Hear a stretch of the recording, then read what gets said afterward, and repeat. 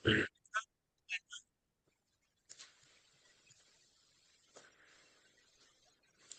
સાદર પ્રણામ. જય જિનેન્દ્ર. બધાય શિક્ષાતામાં હશો. આપણે વંદિતતા સૂત્રનો સ્વાધ્યાય કરીએ એ પહેલા પ્રાર્થના કરી લઈએ. ઓમ નમો અરિહંતાણમ. ઓમ નમો સિદ્ધાણમ. ઓમ નમો આયરિયાણમ.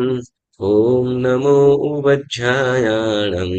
ઓમ નમો લોહે સવ્વસાહુનમ. એસો પંચ નમોકારો સૌવ પાવપણાશનો મંગલાણં ચ સૌવેસિં પરમં હવૈ મંગલમ. મંગલમ ભગવાન વીરો મંગલમ ગૌતમ પ્રભુ મંગલમ સ્થૂલિભદ્રાદ્યા જૈન ધર્મોસ્તુ મંગલમ. અંગૂઠે અમૃતવસે લબ્ધિતણા ભંડાર શ્રી ગુરુ ગૌતમ સમરિયે વાંછિત ફલદાતાર. અજ્ઞાનતિમિરાંધાનાં જ્ઞાનાંજनं શલાકયા નેત્રमुन्मीलितं येन तस्मै श्रीगुरवे नमः. तस्मै श्रीगुरवे नमः. कुन्देन्दुमुखीर्तुषारवन्ना सरोजहत्था कमलिनिषन्ना वायेसिरिपुत्रयवग्हत्था सुहायसा अंहसयापसत्ता. સુહાયસા અંહસયાપસત્તા. બધાને પ્રણામ. જય જિનેન્દ્ર. પુણ્યશાળીઓ, આપણે વંદિતા સૂત્રનો સ્વાધ્યાય કરીએ છીએ. આ વંદિતા સૂત્રની અંદર આપણે 7મા વ્રત વિશે વાત કરીએ. એ પહેલા છે 5 અનુવ્રતો અને જે 1, 2, 3 ગુણવ્રત, તો એની આપણે વાત કરવાના છીએ. જેમાં જેમ સાધુ સાધ્વીજી ભગવંતોને 5 મહાવ્રતો કહ્યા છે, એમ શ્રાવક સાવિકા માટે પણ 12 વ્રત કહેવામાં આવ્યા છે. સાધુ સાધ્વીજી ભગવંતોને 5 મહાવ્રત અને શ્રાવક સાવિકાને જે 12 વ્રતો કીધા અનુવ્રતો, તો એમાં 3 વિભાગની અંદર એ 12 વ્રતોને વહેંચણી કરવામાં આવી છે. જેમાં અનુવ્રત, જે વીરમણ વ્રત, અનુવ્રત, ગુણવ્રત અને શિક્ષાવ્રત, આમ 3 વિભાગની અંદર કહેવામાં આવેલું છે. તો એમાં પહેલું પ્રાણાતિપાત, વીરમણ, અનુવ્રત. બીજું મૃષાવાદ, વીરમણ, અનુવ્રત. ત્રીજું અદત્તાદાન, વીરમણ, અનુવ્રત. ચોથું શ્રાવક સાવિકા માટે તો કે સ્વદાર સંતોષ અને પરસ્ત્રી ગમન, વીરમણ, અનુવ્રત. અને 5મું પરિગ્રહ પરિમાણ વ્રત. તો આ 5 પ્રકારના વ્રતો કીધા છે. વળી ત્યાર પછી આપણે ગુણવ્રતની વાત કરીએ, તો એમાં 6ઠું છે દિશાનું પરિમાણ વ્રત, દિશાઓમાં અવર જવર માટેનું વ્રત. અને 7મું ભોગ અને ઉપભોગ વીરમણ, અનુવ્રત. આ 3 પ્રકારના ગુણવ્રત કીધા છે. તો એમાં આપણે અનુવ્રતો સંબંધી પણ વાત શીખ્યા છે અને ગુણવ્રતો સંબંધી વાત ચાલે છે, બરાબર ને? જેમાં 6ઠું દિશાનું પ્રમાણ, 6ઠું વ્રત છે દિગ પરિમાણ વ્રત. તો જેમાં વ્યાપાર અર્થે સંસારના કામકાજ માટે, મતલબ વ્યાપાર અર્થે એક દિશાથી શું કહેવાય, 4 દિશાની અંદર ભ્રમણ કરવું પડતું હોય છે. તો એમાં પણ કે જ્યાં જેટલું દિશામાં ગમન વધારે એટલું જ પાપ આરંભ વગેરે પણ થાય છે. તો એટલે ઓછામાં ઓછું જ ગમન થાય, ઓછામાં ઓછી હિંસાઓ આદિ ન થાય, ઓછામાં ઓછી વિરાધના વડે પોતાનું જીવન સારી રીતે ચાલે, એ માટે આપણે અહીં દિશા પરિમાણ વ્રત પણ કહેવામાં આવ્યું. કેમ કે જેટલા લાંબે જઈએ, દૂર જઈએ, એટલું ત્યાં જઈને ફરીથી પણ નવેસરથી બધા આરંભ સમારંભો કરવા પડે. તો ત્યાં થતું છે ત્યાં તો થાય જ છે, પરંતુ જ્યાં અન્યત્ર દૂર ઠેકાણે જઈને ત્યાં પણ કરવું પડે તો એ વધુ પાપનું કારણ બને છે. માટે દિશાનું પ્રમાણ પણ કહેવામાં આવ્યું છે. હવે આપણે 7મો ભોગ અને ઉપભોગ સંબંધી વાત આવે છે. તો એમાં આપણે ગાથા બોલીએ છીએ. મજ્જમ્મી મનસમ્મી પુફે ફલે ગંધમલ્લી ઉપભોગ પરિભોગે દિયમ્મી ગુણવય નિંદે. તો એમાં મજ્જમ્ય મનસમ્ય, બરાબર ને? મજ્જમ્ય મનસમ્ય.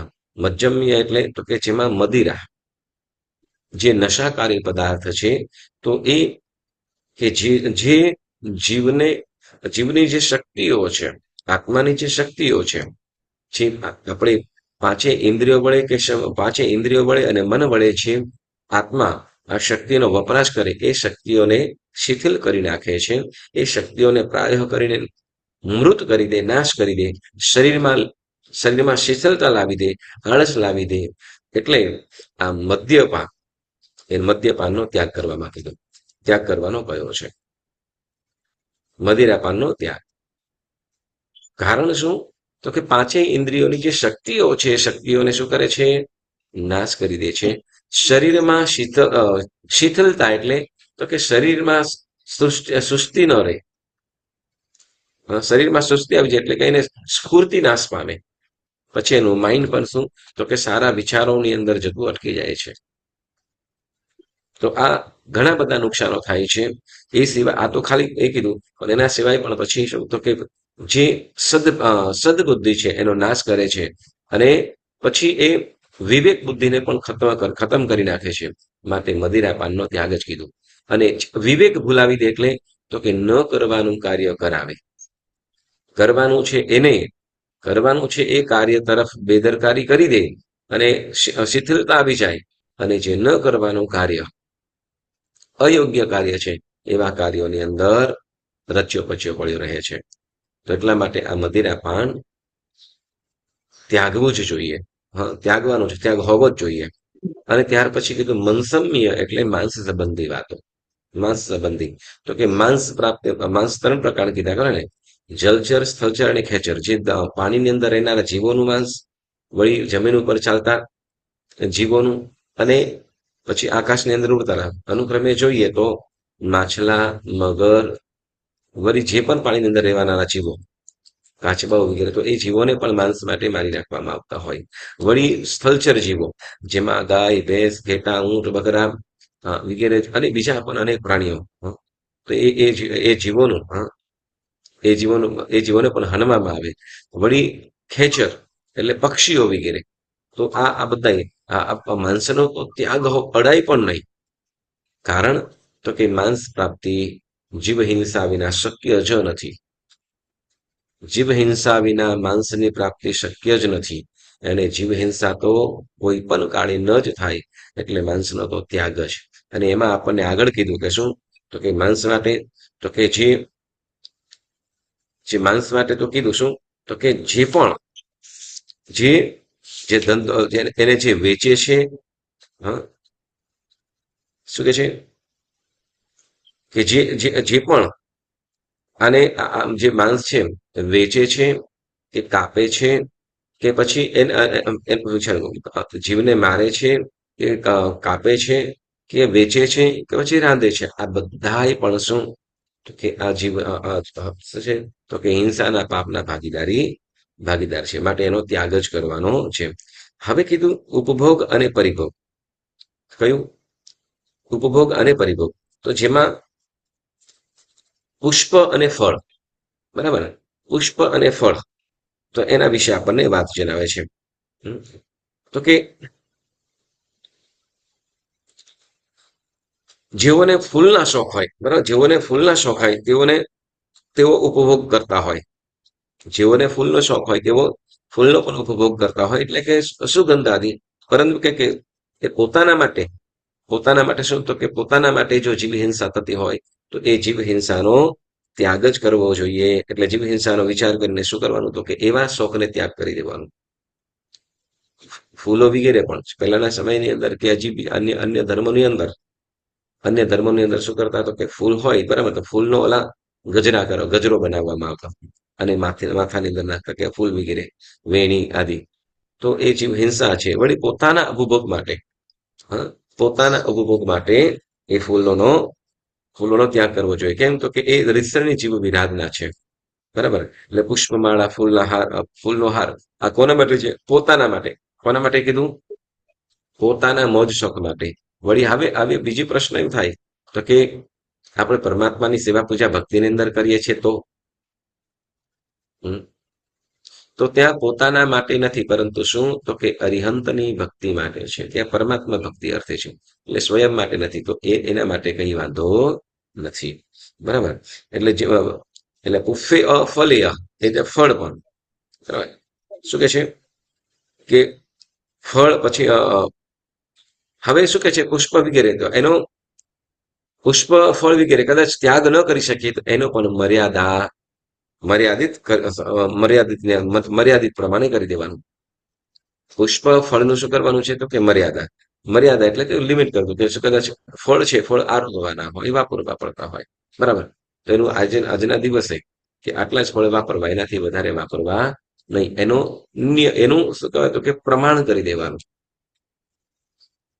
બરાબર. એનું શું કરવાનું છે પ્રમાણ કરવાનું છે. એટલે પુષ્પયા ફલ્ય કદાચ પુષ્પનો પણ કદાચ ઉપયોગ કરવો પડતો હોય તો એનો પણ ઉપયોગ માત્ર ક્યાં એનો પણ એ ઉપયોગ માટે પણ શું કરવાનું છે પ્રમાણ કરી દેવાનું છે.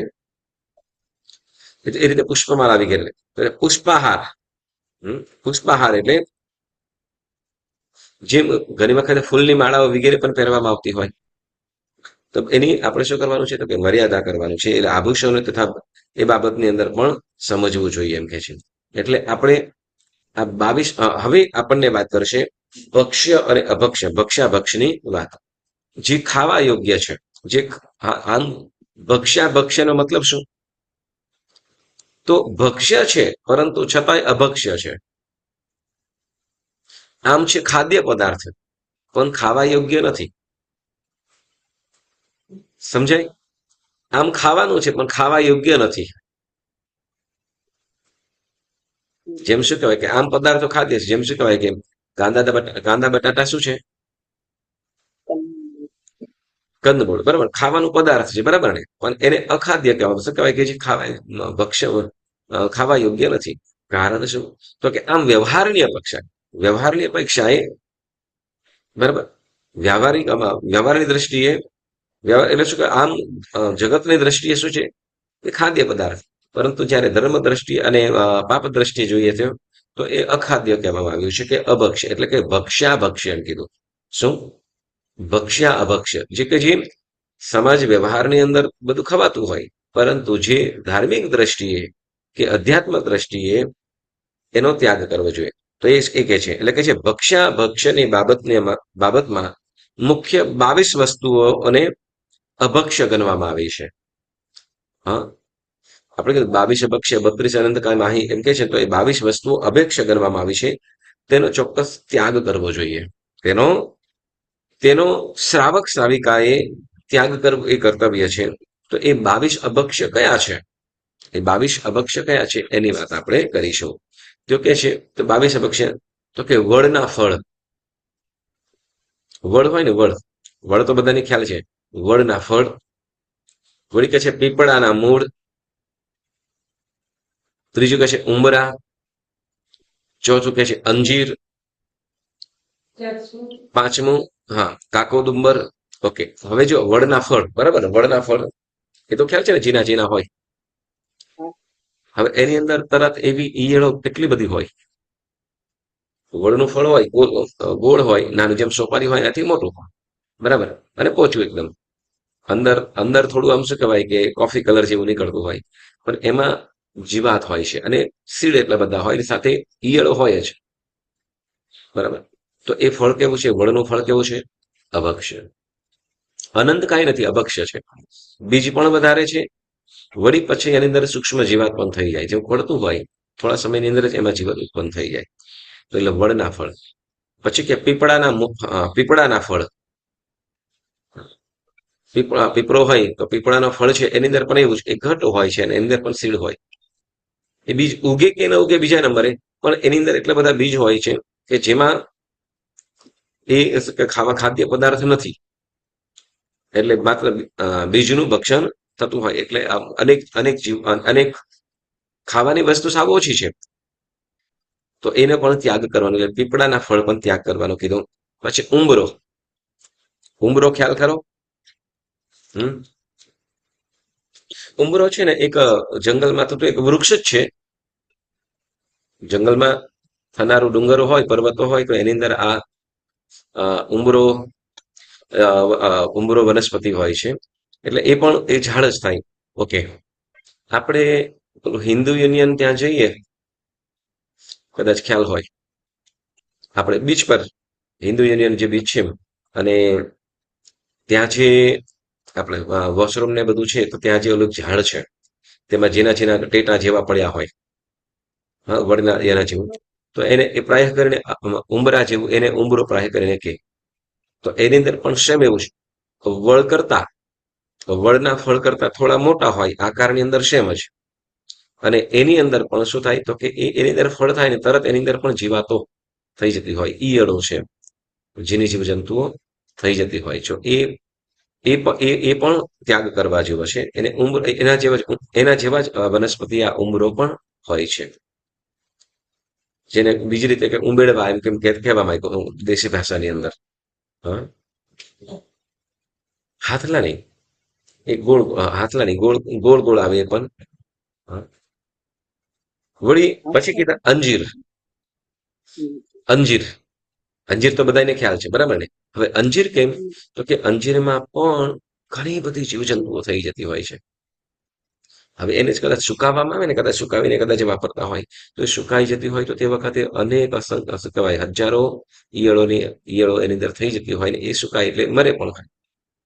એટલે એવા ફળનો પણ અંજીર પણ એવું એવું સ્વીટ ફળ છે, પણ એની અંદર જીવજંતુ વધારે થઈ જાય છે, જેમાં ઈયળ રીતસરણી. અને કદાચ બારેથી ન દેખાય પણ અંદર ખોલી એટલે તરત જીવજંતુઓ એ થઈ જતી હોય છે. તો એવા એ ઈયળોના શું કહેવાય, એ ઘણા ઘણા ઘણા બધા જીવોની વિરાધના થાય છે, ત્રસ્ત જીવોની પણ. એટલે અંજીરનો પણ ત્યાગ જ કરવો જોઈએ. પછી આગળ આગળ વધીને કંઈક કાકોદુંબર. કાકોદુંબર પણ એવી જ વનસ્પતિ છે. એ પણ આ અંજીર છે ને એના જેવું જ વનસ્પતિ, એના જેવું જ ફળ, કાકોદુંબર. એ પણ એ આ અંજીરના વડના ફળ છે ને એના જેવું જ, બરાબર. અને એની અંદર પણ આ જીવાતો વગેરે લગભગ થઈ જતી હોય છે. એટલે જેમ અંજીરની અંદર પણ આમ સહજ રીતે આપણને ખ્યાલ ના આવે પણ અંદર હોય છે. તમને ખ્યાલ છે સીતાફળ, એ આગળ આવે છે તો એની વાત કરીએ આપણે, બરાબર. પછી કે છે દરેક જાતના દારૂ. દરેક જાતના દારૂ. હવે દારૂ જે છે, દારૂ બનાવવામાં આવે તો એમાં એટલા દિવસ માટે એને બોરી રાખવામાં આવે અને એમાં અસંખ્ય ત્રસ જીવો ઉત્પન્ન થઈ જતા હોય. અસંખ્ય ત્રસ જીવો, જેમાં બે ઇન્દ્રિય તે ઇન્દ્રિય આદિ જીવો. હવે એ જીવને જેમ કે લોટ છે, આપણે કહીએ ને લોટ, કાષ્ટ અને ફળ આ ત્રણની અંદરથી બનાવવામાં આવે. હા, કાસ્ટ અને પિસ્ટ એમ બંને આવ્યું હતું, બરાબર, ફળની અંદરથી. તો અત્યારે ઘણી બધી ટેકનોલોજી, પણ અંતે તો શું ટેકનોલોજી કદાચ બીજા એનાથી બનાવવામાં આવતું હોય, પણ અંતે તો એ ફળો છે કે લાકડું છે કે લોટ વગેરે છે ને સડાવવામાં આવે અને ત્યાર પછી ખત બધી જાય અંદર અને પછી એને ગરમ કરે. એટલે અસંખ્ય જીવો કે જેમાં અપકાયના જીવો તો છે જ, પણ સાથે સાથે બીજા ત્રસ્ત જીવોનું પણ એમાં અસંખ્ય જીવો ઉત્પન્ન થઈ જાય, બધા જીવોનું મૃત્યુ થાય. કેમ કે એ અગ્નિની અંદર પછી તપાવવામાં પણ આવે, પછી જ એ થાય, નહીં તો એમને એમ થાય નહીં. એટલે કે છે કે શું દરેક જાતનો દારૂ પણ અનેક જીવોની વિરાધનાથી બનતો હોય છે, બરાબર. તો હવે તો એ દરેક જાતના દારૂ એનો પણ ત્યાગ જ. વળી કીધું દરેક જાતનું માંસ. માંસ વિશે તો આપણે સાંભળી ગયા આગળ. પછી કીધું મધ, હની. સાંભળજો, આ મધ છે, કદાચ એક કે બે ટીપા મધ માટે કે શું કહેવાય કે ઘણી વખતે શું કે મધ તો સરસ, પણ મધ છે એ કેવું છે, કેમ કે છે એક એક કદાચ એક નાની સરખી બોટલ, નાની સરખી કદાચ એને કીધું કદાચ 200 ગ્રામ, કદાચ 200 ml પણ નહીં, એટલું મધ ભેગું કરવામાં કે લેવાની અંદર કેટલી, તો કે કોઈ જીવ 7 ગામ બાળી નાખે, 7 ગામ બાળે અને કેટલું પાપ લાગે. ગામ બાળવાની ઘરની વાત નથી કરતા, કે જેમાં એ ગામ બળતા મનુષ્યો પણ, અને મનુષ્ય પણ મૃત્યુ પામે, પશુઓ પણ મૃત્યુ પામે, પક્ષીઓ પણ મૃત્યુ પામે, વળી ઘણા બધા જીવો, બરાબર. અને અનેક પ્રકારનો વિનાશ થતો હોય. તો હવે એ 7 ગામ બાળે તો એ જીવને કેટલું બધું પાપ કેટલું પાપ લાગતું હશે. તો માત્ર એટલું એ 100 ગ્રામ કે 150 ગ્રામ કે 200 ગ્રામ મધ ભેગું કરવામાં એટલું મોટું પાપ થતું હોય. કેમ? તો કે જેમાં હજારો મધમાખીઓ હોય એ હજારો મધમાખીઓને દુઃખી તો નહીં, પરંતુ કેટલી મધમાખીઓમાં મૃત્યુ પામતી હોય છે. હા, તો બધી મધમાખીઓને મૃત્યુ પમાડવાનું અથવા એમની જે મહેનત હોય એમનું, તો એને હાણી નાખવું, નાશ કરી દેવું, તો એટલે મહાભયંકર પાપ. શેમાં? તો કે મધ ઉત્પત્તિની અંદર, મધ લેવાની અંદર થાય છે. હવે એનો આપણે ઉપયોગ કરીએ, જેમાં અસંખ્ય હજારો તે ચૌરેન્દ્રિય જીવોની વિરાધનાથી જે કરવામાં આવેલું છે. બરાબર. વળી આગળ વધીને કે છે, અને હા, પછી આગળ વધીને ઘણી વખત એમ કહેવામાં આવે કે તો એ તો પણ શું કહેવાય કે એવા ધુમાડો વગેરે કરે, સાંભળજો, ધુમાડો વગેરે કરે એટલે મધમાખીઓ બધી ભાગી જાય અને પછી મધ લઈ લે. બરાબર. તો કે એના તે વખતે શું તો કે મધનો ભાગ અમુક જ ભાગ હોય, પછી એની અંદર જે મીણ વગેરે થતું હોય એની અંદર એ માખીઓના ઈંડા પણ હોય.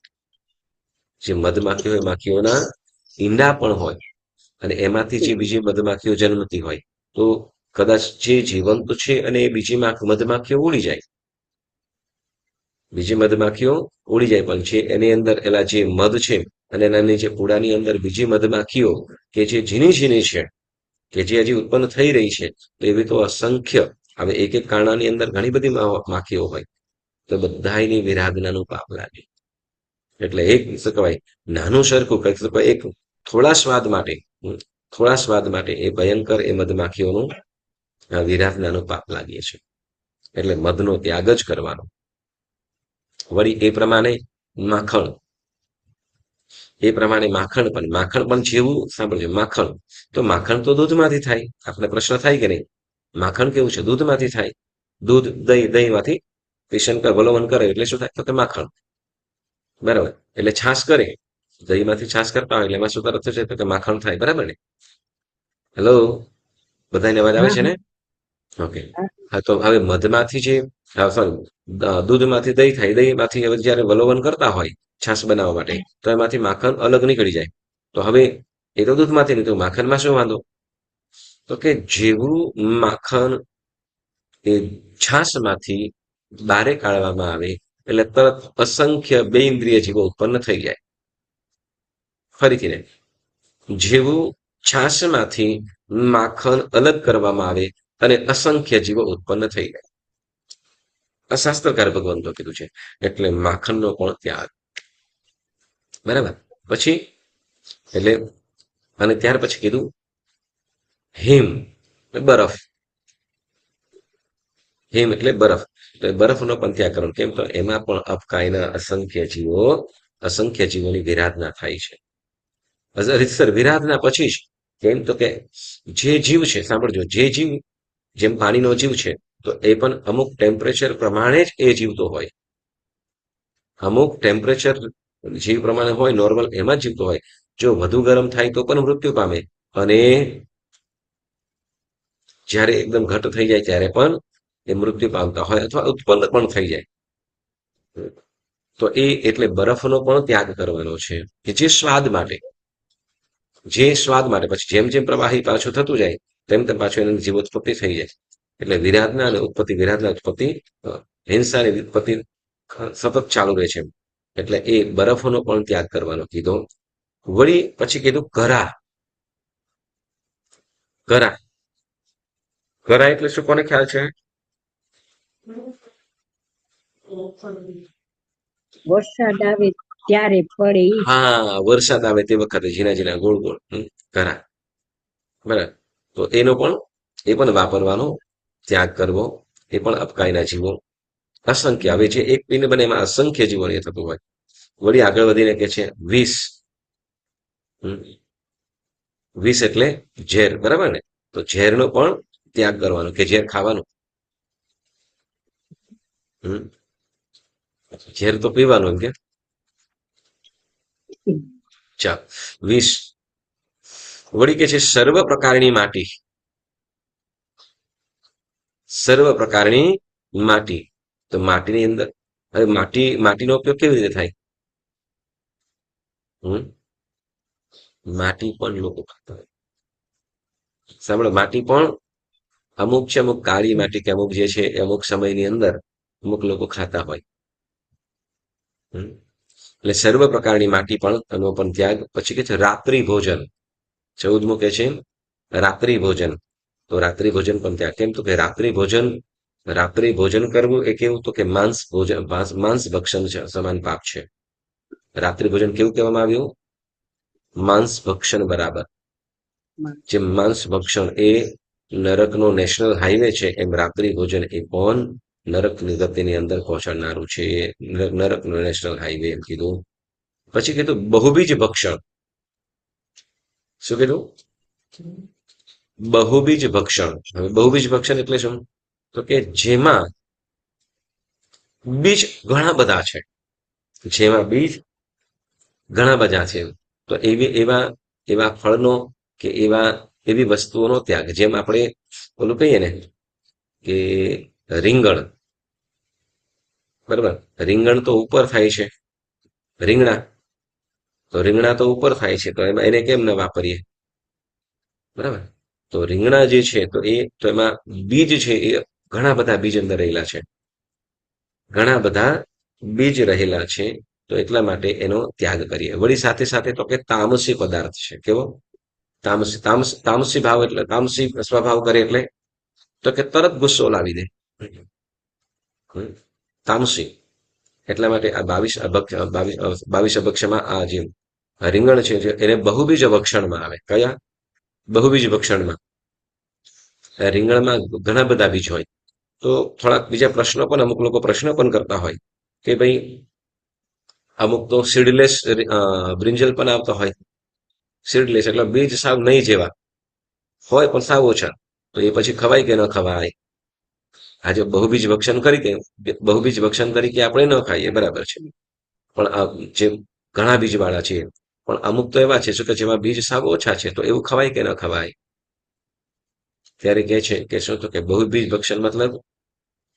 ભક્ષણ એટલે સોરી, કે રીંગણનો ત્યાગ બીજ માટે તો બીજ અને ઘણા બધા બીજ છે એટલે તો ખરું જ, પણ સાથે સાથે એ તામસિક પણ છે. એટલે મનને કેવું છે કે ક્રોધ ભાવની અંદર લઈ જાય છે.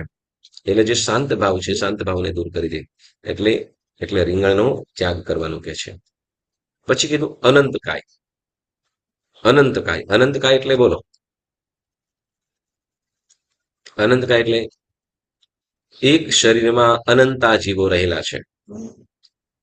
અનંતા એટલે કે જેનો ગણવામાં આવે, કદાચ કાઢીને ગણવામાં આવે તો એનો અંત જ ન આવે. તો એવી જે વસ્તુઓ છે એને અનંતકાય કીધું. જેમ છે આપણે કે ડુંગળી, બટાકા, શકરકંદ, ગાજર, મૂળા, વળી એને લગતી જેમ પાલક છે, તો પાલક પણ અનંતકાયમાં આવે. તો એમ ઘણી બધી વસ્તુઓ અનંતકાય એટલે જેમાં વસ્તુ એક જ શરીરની અંદર અનંત જીવો છે. એટલે હોય નાનકડું બટાકું કે ડુંગળીનું એક છિલકું હોય, તો એક છિલકાની અંદર કેટલા? તો કે અનંતા જીવો છે. હવે રીતે લસણ છે, તો લસણની એક કળીની અંદર તો કે અનંત જીવો છે. બટાકું સાવ નાનું છે, તો એ બટાકા સાવ નાનું છે, તો એની અંદર પણ કેટલા અનંત, જેનો અંત જ ન આવે, રહેલા છે. આ કોને કીધું? તો કે સર્વજ્ઞ ભગવંતોએ પોતાના જ્ઞાનની અંદર જોયું છે. કેવલી ભગવંતોએ કેવલ જ્ઞાન વડે જોયું અને આપણને કહ્યું છે. તો અનંતકાયનો પણ ત્યાગ. પછી કીધું બોળ અથાનું એટલે કે આથવામાં આવતો હોય જે બોરનું અથાનું હોય, તો એ પણ કેવા છે? તો એ અથાણા પણ આથવાની અંદર કેટલાક અસંખ્ય જીવોની ઉત્પત્તિ થતી હોય, અથવા જે સારા વિચારોને નાશ કરતો હોય, તો એને પણ એ વસ્તુઓનો પણ અહીંયા ત્યાગ કરવાનું કીધું છે. પછી કે છે ઘોલવડા એટલે શું? ઘોલવડા ખબર? ઘોલવડા ખબર કે નહીં તમને? ઓકે, ચાલો જણાવીએ. ઓકે, ઘોલવડા એટલે આપણે જે દહીંવડા બનાવીએ, એ રીતે એ જે હોય એને દહીંમાં ભેગું ન કર્યું ત્યાં સુધી શું થયું? ગોલવડા. પણ હવે તે વખતે તળિયા નથી કે કાચો છે, તો કાચું કઠોળ વડે જે મિશ્રણ થઈ જાય તો એને ગોલવડા કહેવામાં આવ્યું છે. ગોલવડા દહીંવડા જેમ બનાવવામાં આવે તો એના જે કાચા હોય, તળિયા ના હોય અને આમનામ હોય તો તે વખતે એને જો મિશ્રણ કરવામાં આવે છે ને, તો કે દહીં સાથે, તો એને શું કહેવામાં આવ્યું? કાચા દહીં સાથે કોઈ પણ કઠોળ વસ્તુ ભેગી કરીએ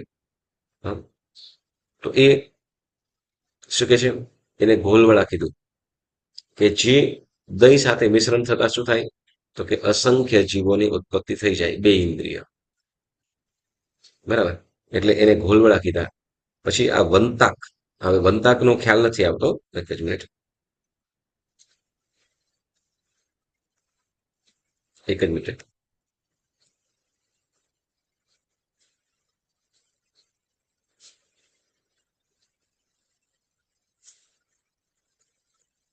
કીધું ને જેમ ગોલવડા એટલે કઠોળ અને કાચું દહીં આ ભેગું થાય, બરાબર, અને એના સંયોગથી શું થાય છે? તો કે જીવોત્પત્તિ થઈ જાય અને પછી વિદળ બને. અને કે છે હા વંતાક. વંતાક એટલે શું? તો કે જે કામને ઉત્તેજના આપે એવા પદાર્થો. કામને ઉત્તેજના એટલે વિકાર વાસના, ભોગ સુખોને ઉત્તેજિત કરે, ભોગોને ભોગવવા માટે ઉત્તેજિત કરે, એટલે મનને વિકૃત ભાવની અંદર લઈ જાય. તો એવી જે વસ્તુઓ છે એનો પણ શું કરવાનું છે? ત્યાગ કરવાનું છે. બરાબર. વળી કહે છે કે જેનાથી બહુ નિદ્રા લેવામાં આવે એવા. અને પછી કે છે અજાણ્યા ફળ. શું કીધું? વિષ્ણુ કીધું અજાણ્યા ફળ. તો અજાણ્યા ફળનો પણ ત્યાગ કરવો જોઈએ. જેને અજાણ્યા ફળ શું કે છે? કે જેમાં જે ફળફૂલની અંદર બીજ વધારે હોય, બરાબર, અને એ ખાવાની અંદર પ્રાણની હાનિ થતી હોય, જે ખાવાથી પ્રાણનો હાનિ થતી હોય, કે રોગની ઉત્પત્તિ થવાની સંભાવના હોય, કે જે આપણને ખ્યાલ નથી, જે ફળોને આપણે જાણતા નથી, તો એ ફળોને ખાવાથી શું થઈ શકે છે? તો કે શરીરમાં રોગ પણ આવી શકે છે, પ્રાણઘાત એટલે પ્રાયઃ મરણ પથારીએ પણ પહોંચી જવાય, અને બરાબર ને, કે રોગનું કારણ પણ બનતું હોય. માટે જે ફળોને જાણતા નથી તો એવા ફળોનો ત્યાગ કરવો, એટલે અજાણ્યા ફળનો ત્યાગ. બરાબર. પછી કે છે તુચ્છ ફળ. કયું? તુચ્છ ફળ. હવે તુચ્છ ફળ એટલે શું? તો કે જેમાં ખાવાનો ભાગ ઓછો હોય અને ફેંકવાનો ભાગ વધારે હોય, તો એવા ફળનો પણ ત્યાગ કરવાનો. તુચ્છ ફળ એટલે તો જેમાં ખાવાનો ભાગ ઓછો હોય અને નાખી દેવાનો વધારે હોય, તો એને પણ શું કહેજો? તો તુચ્છ ફળ. જેમ કે શું કે છે? તો કે મહુડા, જાંબુ, આપણે જે જમરા કહીએ છીએ તે, વળી બિલ્લા, વળી ચનીબોર, ઓળા, પછી મગની શીંગો, આ બધું જે શેમાં આવે છે? તો કે તુચ્છ ફળમાં. તો કે જેમાં ખાવાનો ભાગ ઓછો છે અને ફેંકવું પડે વધારે, તો જેમાં જેની અંદર શું કહે છે? ખાવાનો ભાગ ઓછો અને ફેંકવાનો ભાગ વધારે, એટલે અંતે તો જીવ હિંસાનું પાપ લાગવાનું છે. તો જેની અંદર શું કહેવાય કે જેમાં વધારે પાપ, ફેંકવાનો ભાગ વધારે છે, એટલે એ લાભ માટે કાંઈ નથી, નુકસાન માટે જ છે. તો એટલે એવા ફળોનો પણ ત્યાગ કરવાનો કીધું. અને પછી કહે છે ચલિત રસ. ચલિત રસ 22મું અભક્ષની અંદર ચલિત રસ એટલે શું? તો કે જેની અંદર કે છે ચલિત રસ એટલે તો કે જેમાં વર્ણ, ગંધ, રસ અને સ્પર્શ ફરી જવાના કારણે અભક્ષ્ય છે. શું છે? વર્ણ એટલે જેમ શું કહેવાય કે જેમ કીડા, અભક વસ્તુઓ છે, બરાબર, જે ખાદ્ય પદાર્થો છે, જે વસ્તુઓ ખાવા યોગ્ય છે, પરંતુ હવે એના મૂળ સ્વભાવથી હવે જેને આપણે કહીએ સડી ગયું છે કે બગડી ગયા છે. આવું બને કે ખાવાની વસ્તુ છે પરંતુ બગડી ગયું.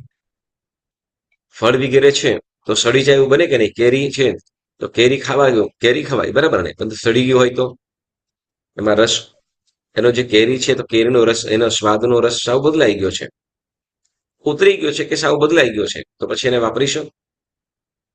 નહીં વાપરીએ, બરાબર ને? એ રીતે કોઈ પણ પદાર્થ, જે પણ ફળ ફ્રૂટ હોય કે પછી રાંધેલું કે પકાવેલું અન્ન હોય, તો એ પણ બધું શું છે તો કે ચલિત રસ એટલે કે એના જેમ છે કે એના જેમ કે આપણે રાંધેલું ભોજન હોય તો એની અંદરથી વાસથી પણ ખબર શું કહેવાય એને ગંધ પણ બગડી ગયો, સિતાઈ ગયું, વાસી થઈ ગયું એટલે ગંધમાં પણ ફરક પડી જાય કે નહીં?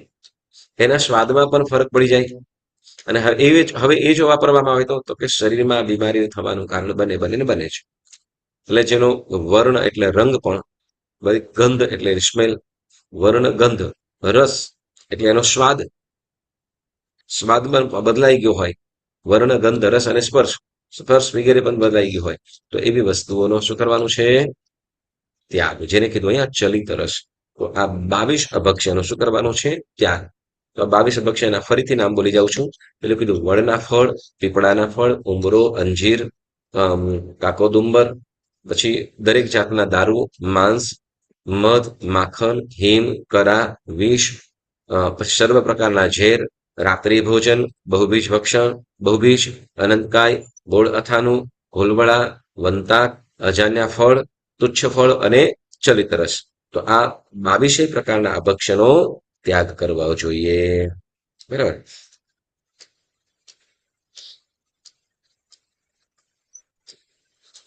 આ 22 અભક્ષ્યનો ત્યાગ આપણે હર હંમેશ રાખવો જોઈએ. હા, તો આ જે આમાંથી કોઈ પણ એવી વસ્તુ નથી કે જે આપણે લેવી જ પડે, એમાંથી કોઈ પણ એવી વસ્તુ નથી, બરાબર, કે જેનો આપણે સર્વનો ત્યાગ કરી શકાય એમ છે. તો ચોક્કસ ને ચોક્કસ જો પાપથી બચવું છે, જીવ હિંસાથી બચવું છે, તો ચોક્કસ કેટલોક ત્યાગ પણ કરવો જ પડશે. જેમ કહેવાય ને કે ભાઈ આપણે ચાલવા માટે, જ્યારે નાના બાળકને ચાલવું હોય ને, ચાલવા માટે શું કરવું પડશે ને? તો કે પહેલું કાર્ય શું કરવું પડશે? બાળકને ચાલવા માટે પહેલું કાર્ય શું કરવું પડશે? આપણે નાના હતા ત્યારે ચાલવા માટે પહેલું કાર્ય શું કર્યું? હં?